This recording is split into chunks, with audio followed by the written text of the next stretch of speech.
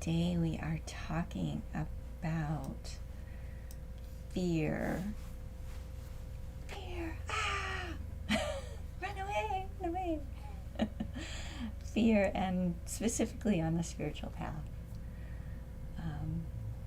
I think everybody agrees, like, the world is kind of scary. There's a lot of scary things happening. And it's not particularly new. You know, the world's always been kind of a scary place. It's just becoming a little more in your face lately. And fear is very interesting from a spiritual perspective because we can learn a lot from it. If we think of the afflictive emotions, the emotions that make us feel bad, you know, like anger and greed, sorrow, anxiety, frustration, all those things. Which, when we think about emotions themselves, I think this is important to make note of, that emotions are very transient. They flash through us like really, really quick. But because they interact with our thoughts, we have this illusion of it being continuous. But if we pay attention, if we're practicing our mindfulness and we're actually watching what's happening within our being, we'll notice that emotions just flash through us. And then our mind picks up a storyline and has a thought about the emotion. And then that thought then creates a cascade of more feelings, more emotions, which then flash through us, which then triggers another series of thoughts. And because our mind likes continuity, it creates this whole storyline.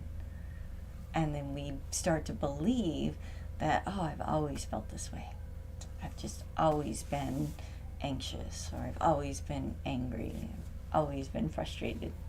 And a part of us, like, really believes that, even though these emotions are just flashing through us. So I think that is an important aspect to look at in our mindfulness practice. You know, pay attention to not only the thoughts that are arising in your mind, but also the feelings, the emotions, the sensations, and pay attention to how they arise and then fall away. Pay attention to how you suddenly grasp and try to hold on, because sometimes there's a really good feeling that comes along, like, oh, I feel really good right now, you know, I'm really happy. And then so we cling to that and we want to extend it. But all of that takes us out of our present moment awareness. All of that takes us out of reality and puts us in our head. But if we look at fear in particular, it's very interesting, because if you think of all these afflictive emotions as a tree, ignorance, the idea that we are somehow separate, is the roots and the trunk, and then the branches all branch off into different emotions like frustration, anger, the desire and the sorrows and all the different things that we feel, and the joy and the happiness. But coding all of that, like the bark, is fear. So on the spiritual path, to get to that root of ignorance, we have to go through the fear, which our brains are programmed. When the fear arises, we want to run away. And I'm like, no, that's dangerous. Can't go there.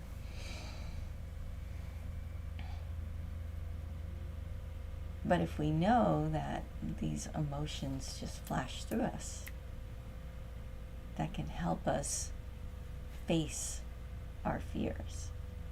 And if we start to dive a little bit deeper into how these fears are actually working and how they're affecting us, we can start to see our true nature, the underneath the ignorance, underneath this sense of separation. You see, we think that we have ownership, that we are this individual. We think that, like, I have a soul. And it's like, no, I am soul. You are soul. And everyone else is too. When we start practicing, I think that first leap is not so hard. That, oh, I am Buddha nature, I am soul, I am spirit, whatever your word of the day is. But then that creates this sense of separation again. There's still this sliver of ignorance until we realize that, oh, and everyone else and everything else is as well. So we look at all the things that don't mesh with our view of what spirit is, what God is, what Buddha nature is. And we have to reconcile that, oh, all of that is too. So that's where a lot of the work of the practice comes in. And most of that work is interrupted by the sense of fear. Like, oh, that can't be me too. Like, no, that person's horrible. That can't be me. But we all have the same potential for everything because we are everything.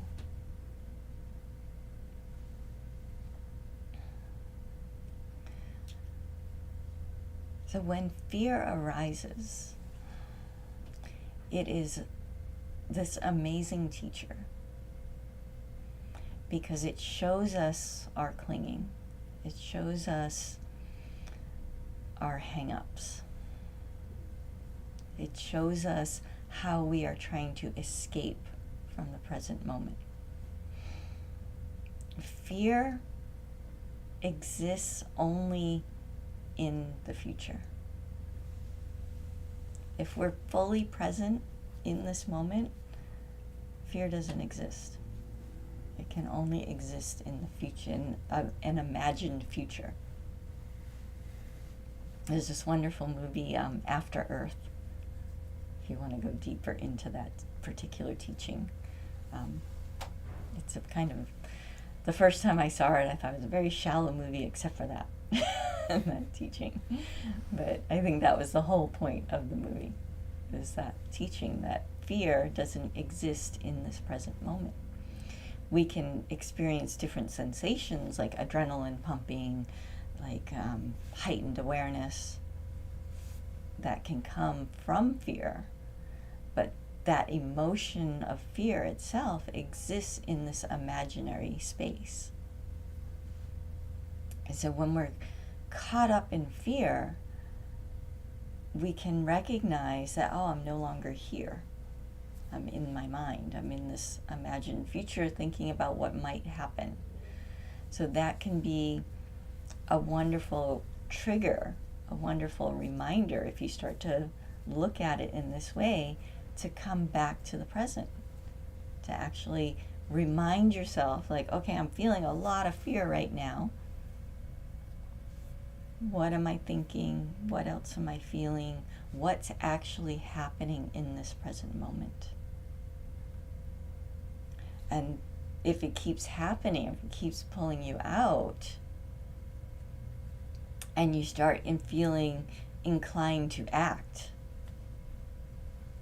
this is where fear can be a wonderful teacher, because it can cause us to stop and actually examine our intent and our motivation. And if we are acting out of fear, that's a very powerless place to be, because we're not in the present moment. We're acting on imaginary things. But if we come back to use fear to remind us, like, okay, what is my actual intent? What is it that I'm actually trying to do in this situation? What's my motivation? And what is the right action to take in this moment?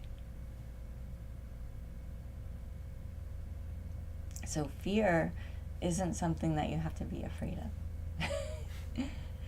It's something that you can use as your teacher. You can make friends with it. I think it was Elizabeth Gilbert wrote this book called Big Magic, and she talks about fear, and she's like, you can give fear a place on the bus, just don't let them drive. Which I think is great advice, because sometimes fear points out things that we didn't notice before. Fear can, as I said, bring up our adrenaline, give us this little boost of energy. Fear is often what's underneath a lot of these other emotions, destructive emotions that we feel. Many times when we're just caught up in frustration and anger, it's because there's fear. And if we keep just going at the anger, we never really deal with the issue. But when we're full of anger, if we start to be gentle with ourselves, then we can actually open and see, like, oh, I'm actually afraid that this thing might happen, or this other thing might not happen. And then it's causing me to want to behave in certain ways, and I can take a step back and be like, okay, well, what is it that I really want to do right now? What is the right action in this moment? And that way we start to act from that sense of unity, from love, from our purity, instead of just flailing about. So it's much more efficient, much more powerful way to be. Now, as we practice, as we start to pay attention to the different fears that show up, the different ways fear presents itself in our life, we might start to see patterns. We might start to notice, like, the same fear keeps showing its face. And this is probably one of the most exciting things about spiritual practice, because when that happens, the way that we get away from that fear or overcome that fear is we allow ourselves to become somebody who does not have that fear. We change. We let go of that fixation of being that person who we thought we were. Say, a common one is, fear of spiders. A lot of people have this fear of spiders, these creepy, crawly things that, like to invade your space. And maybe you just keep getting haunted by spiders everywhere you go. They show up everywhere you go. And you're having to constantly deal with them, and then you start to practice and realize, well, we're all one, and so now I feel really bad about squishing them. I don't want to kill them, but I don't want to touch them. So there's a moment of choice if we come back to the present moment where we're facing down that spider and our fear is coming up and it's pulling us into this potential future of where it might attack us. We can decide to no longer be the person who has a fear of spiders. We can decide that, I don't need to be that person. I can just be somebody, I can be this god to the spider, and I'm going to deliver you to a new place. We get them on a little piece of paper and we put them outside where they may or may not survive. because house spiders are, they live in houses. Or you can do what I do. I tell them, you got to go down underneath the house. You can live in the crawl space. I don't want to see you. Sometimes they listen. But now I have cats, so the cats will get them. So I warn them. I'm like, if you don't get out of here, the cats are going to get you. But the point is, with whatever the fear is, look at that person who has that fear and recognize, I don't have to be that person. I could be somebody who does not have that fear. And we shift. There's this internal shift that happens. It's hard to talk about. But when you do it, you'll recognize it. And it happens through awareness. It happens through just paying attention to this intense fear coming up, and instead of jumping into that future moment, you come back into the present. And of course, use your common sense. If you're feeling fear because there's a car coming straight at you, then you're still going to get out of the way, I hope.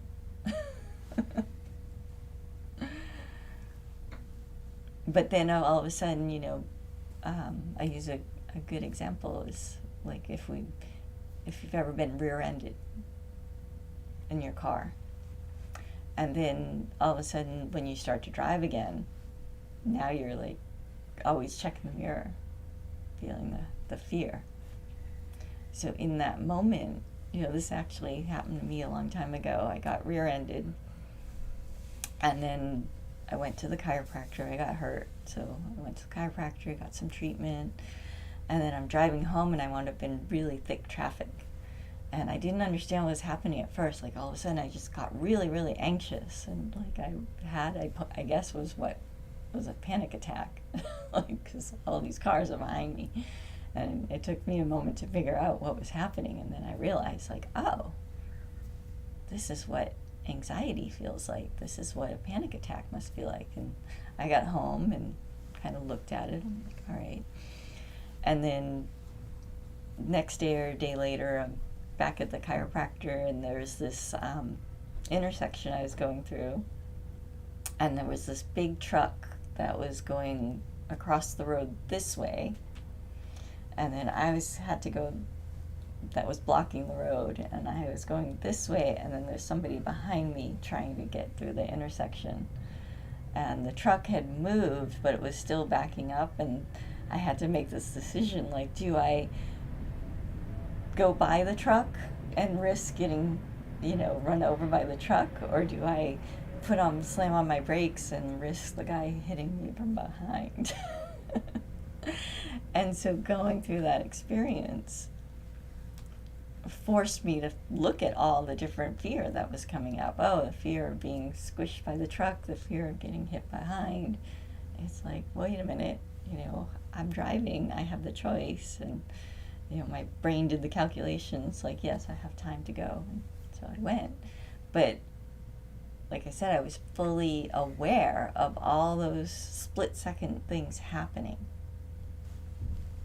And in that moment, I shifted from being somebody who was afraid of being hit to someone who was just driving a car and could calculate, like, yes, I have time to get through there safely.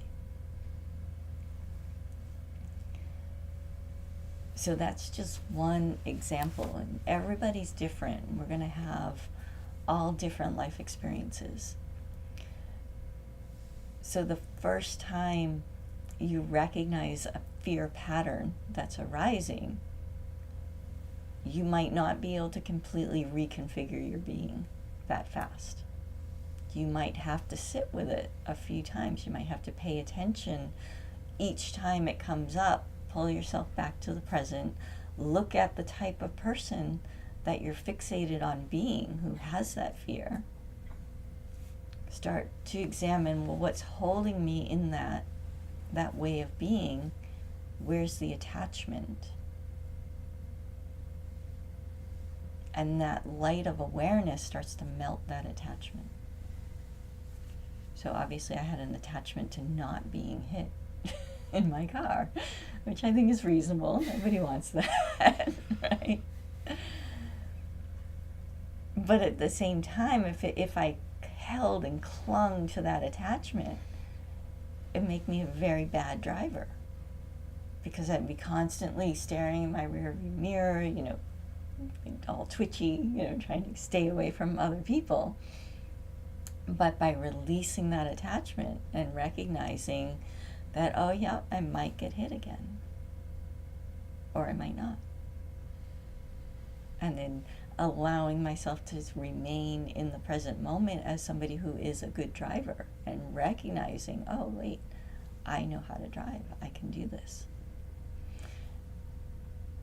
So in the same way in your life, with whatever fear pattern is coming up, look at the type of person who has that fear, and then look at your other qualities that you have, and allow yourself to switch into that other being who does not have that fear. So essentially we overcome fears by becoming somebody else, because then our fear can't find us. A fear will come up, but that person is no longer there.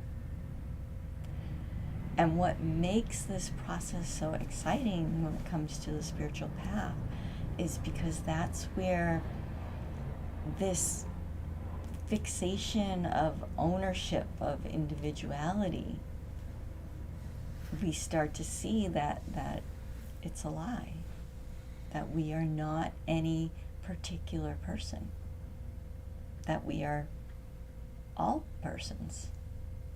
We're everyone and everything. We have the potential for all qualities to shine through us. And that allows us to peel back that layer of ignorance a little bit more. So if you're finding yourself facing a lot of fear, it's a good thing. If you're interested in enlightenment, if you're interested in awakening, use it.